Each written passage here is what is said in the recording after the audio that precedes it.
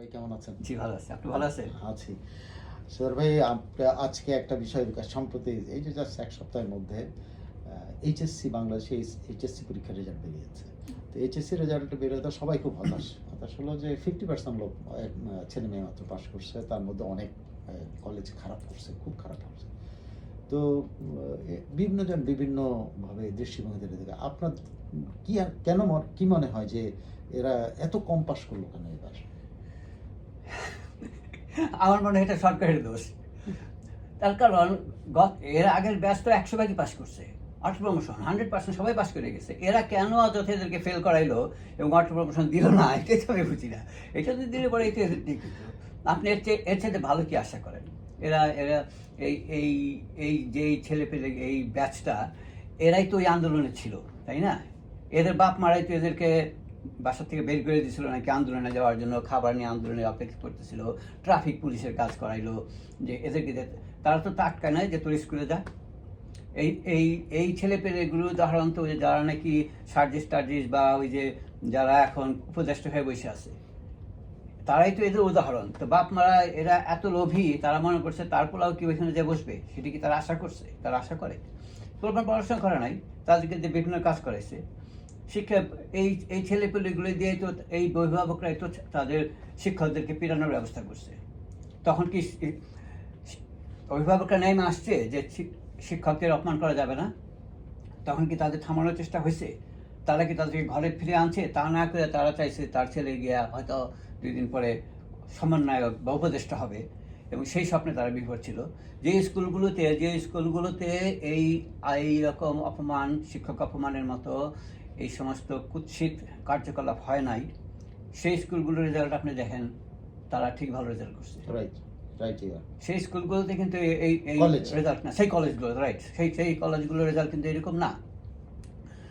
কিন্তু যেই কলেজগুলোতে ছেলেপেলেরা এইরকম সন্ত্রাসীর মতো নেমে আসছে এবং পরবর্তী দিনের তখন অনেক সাধারণ ছাত্ররাই নেমে আসছিল, এটাকে প্রকৃত একটা আন্দোলন মনে করে, এটা আন্দোলন নামে যে এরা ভেতরে তাদেরকে ব্যবহার করতেছে এবং এটা যে ষড়যন্ত্রমূলক একটা বিষয়, এটা ওদের বোঝার বয়স ছিল না।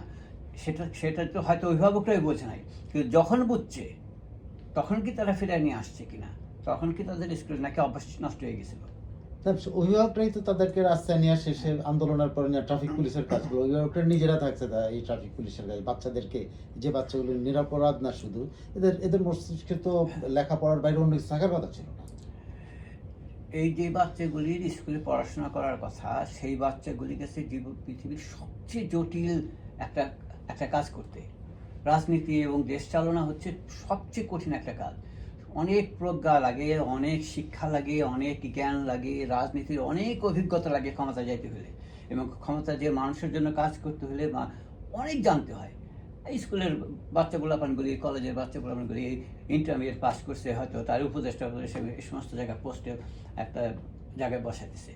এই বড় বড় সেক্রেটারিগুলি এরা কি পরিমাণ জ্ঞানী, কি পরিমাণ পড়াশোনা, কত তাদের প্রজ্ঞা, তাদের এই ছোকরাগুলির কথা শুনতে হয়।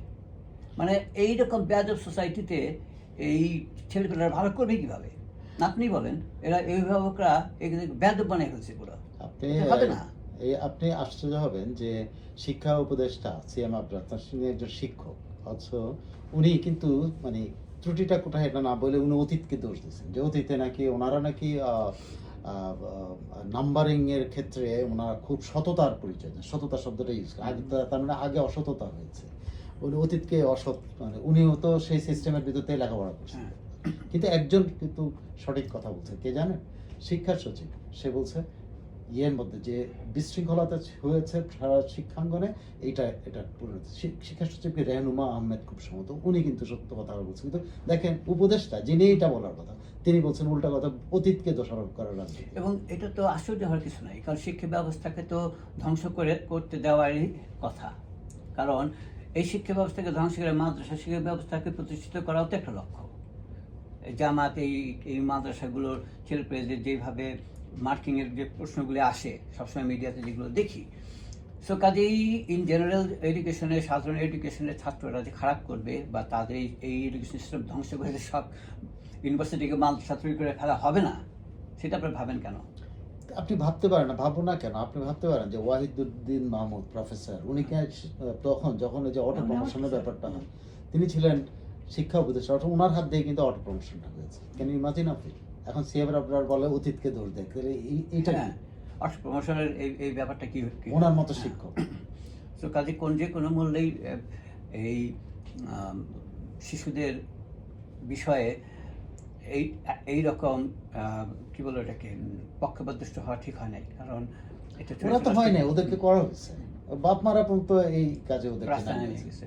তো কাজেই বাপ মারা যেখানে নামছে, যেখানে প্রশাসন চাচ্ছে শিক্ষা ব্যবস্থা ধ্বংস হোক, শিক্ষকদের যেভাবে অপমান করা হয়েছে, সেই ক্ষেত্রে এর চেয়ে বেশি পাস কীভাবে করবে? এর চেয়ে বেশি আমরা আশা করতেও পারি না। অনেক ধন্যবাদ আপনাকে।